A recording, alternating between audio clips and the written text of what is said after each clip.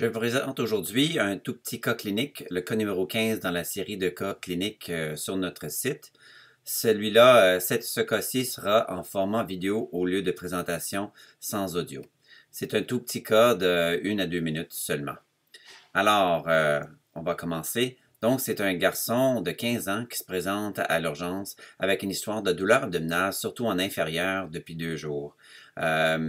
Il y a des nausées, il n'y a pas de vomissement, il ne se sent pas tout à fait bien et sa douleur est quand même assez importante pour qu'il vienne nous consulter. L'histoire, ses selles sont normales, son appétit est légèrement douloureux, diminué, mais il mange quand même.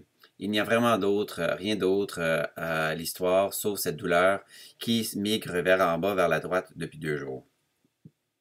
Un examen, devant vous, vous avez un garçon en assez bon état qui est là quand même assez souffrant, qui a une douleur au niveau de la fosse iliaque droite légère. Il n'y a pas de défense comme telle, pas de signes chirurgicaux francs. Le reste de son examen physique est tout à fait sans particularité et normal, incluant pulmonaire, ORL et puis ses signes vitaux demeurent normaux, il est afébrile. Bon, les diagnostics fréquents qu'on peut penser chez ce garçon, ce serait évidemment la constipation, qui est quand même un diagnostic qui est surutilisé comme cause de douleur, mais qui est quand même très fréquente. Il faut évidemment penser une appendicite en évolution. On pourrait être au début sans qu'il y ait des signes francs, et c'est vraiment à garder en tête. Une entérite ou une infection virale qui donne parfois des inflammations au niveau des ganglions de fosse iliaque droite est une possibilité à garder en tête aussi, qui est quand même très fréquent. Une pneumonie atypique que j'avais présentée dans un cas précédent sur notre site pourrait être une cause de la douleur abdominale, surtout si c'est localisé d'un côté. Et penser aussi à une infection urinaire, malgré le fait que chez un adolescent de 15 ans, on s'attendra à avoir des symptômes urinaires comme cause de sa douleur.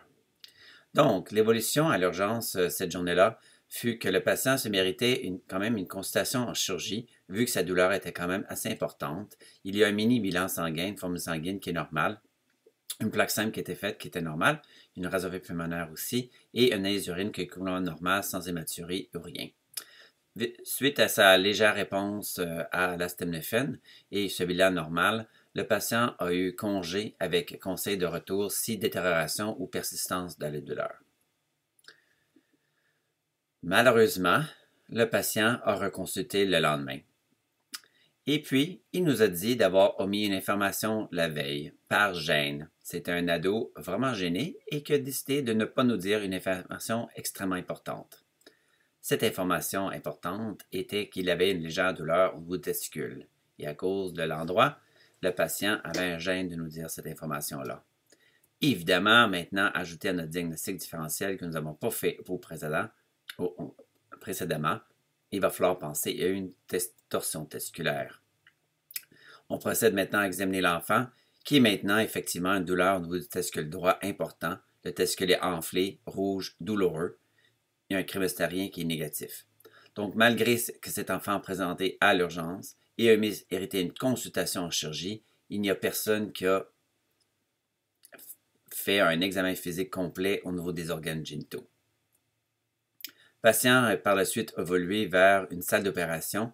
On lui diagnostique une torsion testiculaire opératoire. Malheureusement, le testicule était perdu. Il y avait une perte du testicule.